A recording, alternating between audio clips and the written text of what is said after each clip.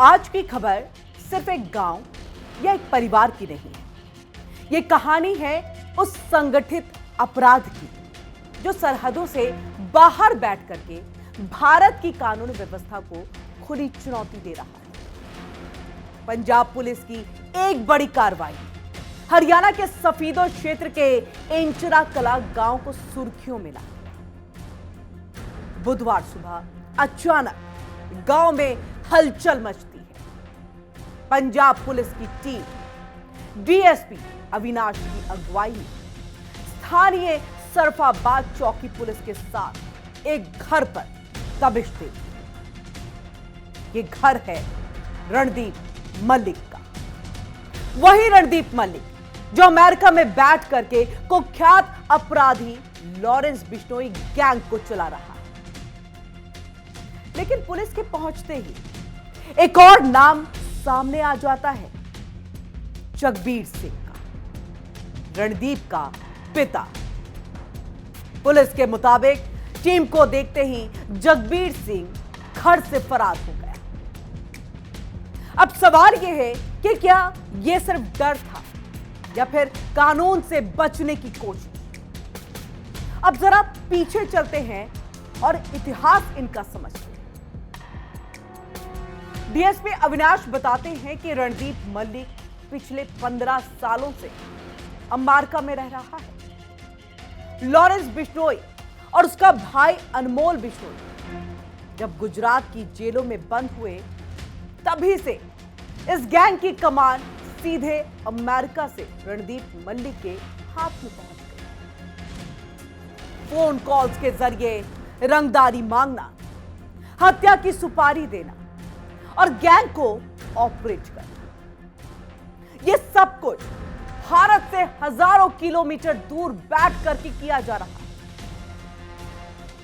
रणदीप पर पंजाब में कई गंभीर मामले दर्ज हैं।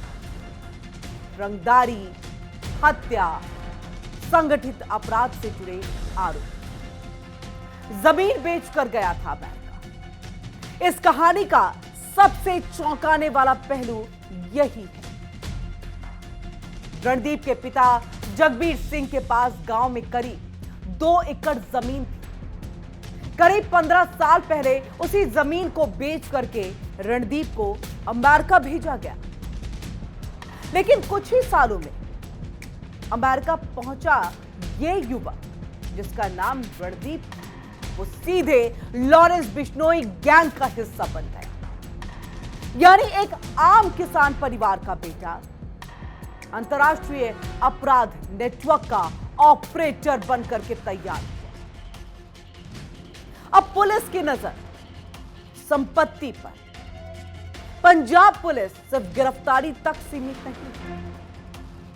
पुलिस ने रणदीप मल्लिक की संपत्तियों की गहन जांच भी शुरू कर दी और ऐसे में गांव वालों से सवाल भी पूछे गए। पूछताछ का दौर चला। वहां क्या रणदीप ने होटल खरीदे, कहीं जमीन या प्रॉपर्टी तो नहीं ली? क्या वह गांव में किसी को पैसे भेजता है?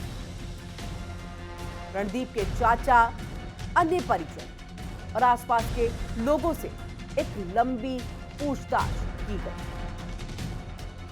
सभी परिजनों के बैंक खातों का विवरण पुलिस ने जुटा लिया और अब अगला कदम है जो कि बिल्कुल साफ है।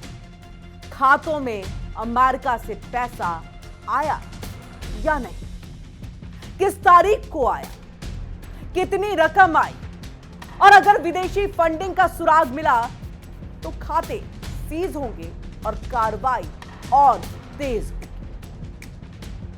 गैंग को फंडिंग और ऑर्डर सब अमेरिका से मिलता है। डीएसपी अविनाश का बयान बेहद ही ये गंभीर है। उनके मुताबिक आज की तारीख में लॉरेंस बिश्नोई गैंग को रणदीप मल्लिक ही चला रहा है।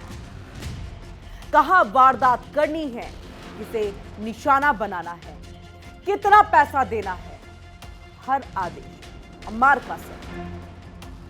वारदात से पहले फंड भी रणदीप खुद ही उपलब्ध कराता है और पहले जो लोग गैंग को पैसा देते थे, अब वही फंड सीधे रणदीप के पास पहुंच रहा है। सवाल सबसे बड़ा, ये पैसा कौन भेज रहा है, किन देशों से आ रहा है और किन रास्तों से भारत में इस्तेमाल हुआ है। पंजाब पुलिस इसी नेटवर्क की परत दर परत जांच कर रही है।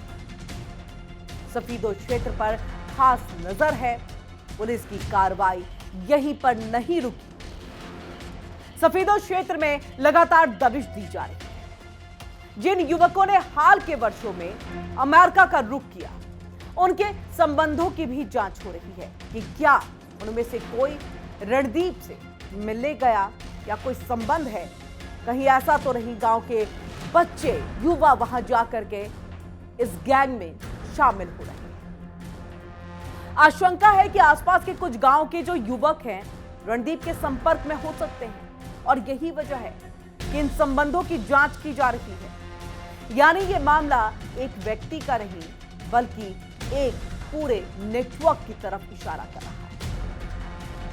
सवाल अब यह भी उठता है देश के सामने कि क्या विदेश में बैठ करके अपराध चलाना इतना आसान हो गया है? क्या गैंगस्टर अब इंटरनेशनल ऑपरेटर बन चुके हैं और क्या परिवार भी इस साजिश से अछूते हैं या इसमें सम्मिलित है?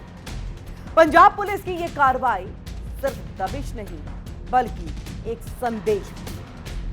कानून की पहुंच अमेरिका तक भी जाएगी। जांच जारी है, कार्रवाई तेज है और आने वाले दिनों में इस केस में कई बड़े खुलासे होने की उम्मीद है और इस पर हम आपको लगातार जानकारी भी देते हैं।